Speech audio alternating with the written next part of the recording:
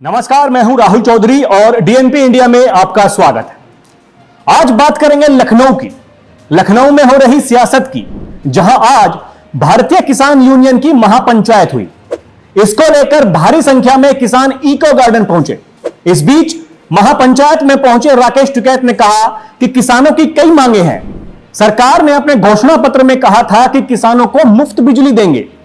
क्या वो घोषणा पत्र झूठा था या जनता बेवकूफ थी? सरकार ने लोगों को, किसानों को बहकाने का काम किया है।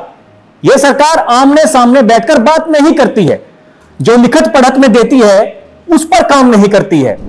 टिकैत ने कहा कि लोकतंत्र में भीड़ ही एकमात्र साधन है। एमएसपी कानून देश में बनना चाहिए, यह पूरे देश की डिमांड है।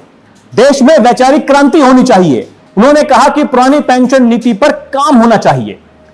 किसानों को फसलों के दाम मिलने चाहिए। उन्होंने कहा कि हमारे 2024 के लोकसभा चुनाव में दखल देने की कोई रणनीति नहीं है, हम बस किसानों की मांगों को पूरा कराना चाहते हैं।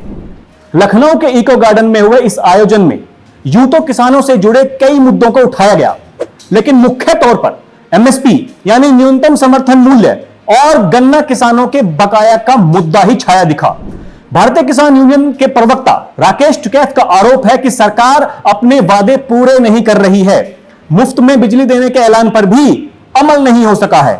किसान नेताओं का आरोप है कि एमएसपी गारंटी कानून को लेकर लचीली नीति अपनाई जा रही है, जबकि 2011 में जब मोदी गुजरात के मुख्यमंत्री थे, तब उनकी अध्यक्षता में गठित कमेटी ने तत्कालीन मनमोहन सिंह सरकार को रिपोर्ट सौंपकर एमएसपी गारंटी लागू करने की मांग की थी। साल 2024 के आम चुनाव से पहले लखनऊ में हो रही इस किसान जमावड़े की सत्ता पक्ष और विपक्ष दोनों ही खेमों की निगाहें टिकी हुई हैं।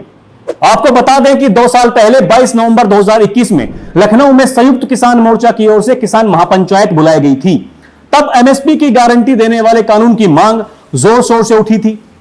हालांकि उस दौरान लखीमपुर खीरी हिंसा मामला मुख्य मुद्दे के तौर पर छाया रहा था। उस महापंचायत में केंद्रीय गृह राज्य मंत्री अजय कुमार मिश्रा उर्फ टेनी की बर्खास्तगी की मांग को किसानों ने बुलंद किया था। अब जब लोकसभा चुनाव सिर पर हैं और सभी पार्टियां अपनी अपनी तैयारियों में जुट गई हैं, ऐसे में किसानों की महापंचायत का लखनऊ में होना एक बड़ा सियासी समीकरण बन सकता है। इसलिए सत्ता पक्ष और विपक्ष दोनों इस पर नजर गड़ाए बैठे हैं। अब देखना यह दिलचस्प होगा कि क्या 2024 के लोकसभा चुनाव से पहले यह कोई बड़ा मुद्दा बन सकता है, जैसा कि हम यूपी में 2022 के विधानसभा चुनाव से पहले एक बड़ा किसान आंदोलन देख चुके हैं, या फिर सत्ता पक्ष इसका कुछ तोड़ निकाल लेगा। तो अभी के लिए इतना ही। खबरों का सिलसिला जारी है, आप देखते रहिए डीएनपी इंडिया। नमस्कार।